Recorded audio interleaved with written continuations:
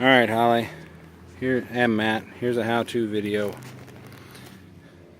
course, you know this is where your power steering fluid goes in. But I noticed when I looked at it today that all around here there was fluid. Also fluid all down around up underneath here. And it looked like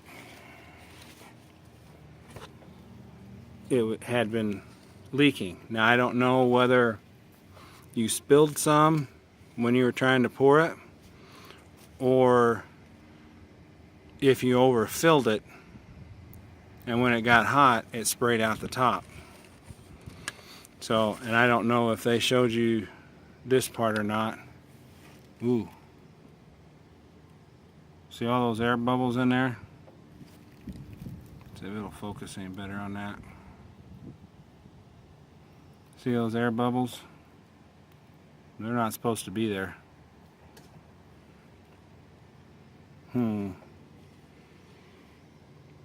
But that's what's causing your whining noise when you're steering back and forth, and then give you hard spots where it doesn't want to turn for a second if you're getting low on fluid or has too much air in it. But in order to check this, you pull that top off, you wipe this off. One side says hot, and then the other side has a cold range. Now it doesn't matter where it is, as long as your fluid, where is it? Here it is. As long as your fluid is anywhere in this range when your engine's cold, you know, when it hasn't been running very long or hasn't been running at all. And if you've been driving it and stop and check it, the fluid will warm up and expands and should be in this range. So if you check it when it's cold and there's none on this dipstick, or it's just on the tip of it, then you need to add some. But see how foamy it is? So that'll kind of throw you off on how much is actually in there.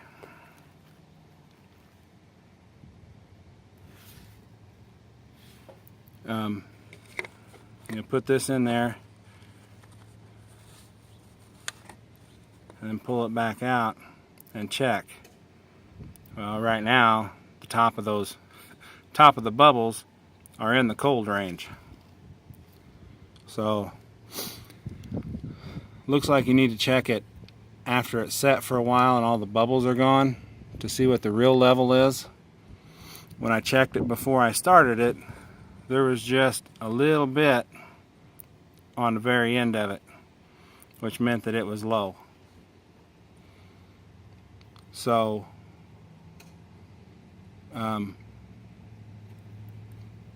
but when you do fill this thing, only fill it, put a little bit in and check it, and when it's cold, bring the level up to the top of this cold section here.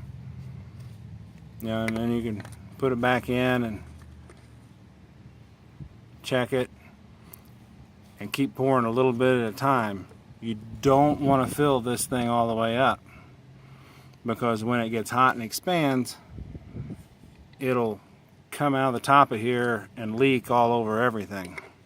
And getting oil on a hot engine is not a good thing, because that shiny thing down there is the exhaust manifold where all the hot gas comes out of the engine, and you definitely don't want it going down there and getting on that, because that's what caught Jake's first car on fire, was oil on the exhaust.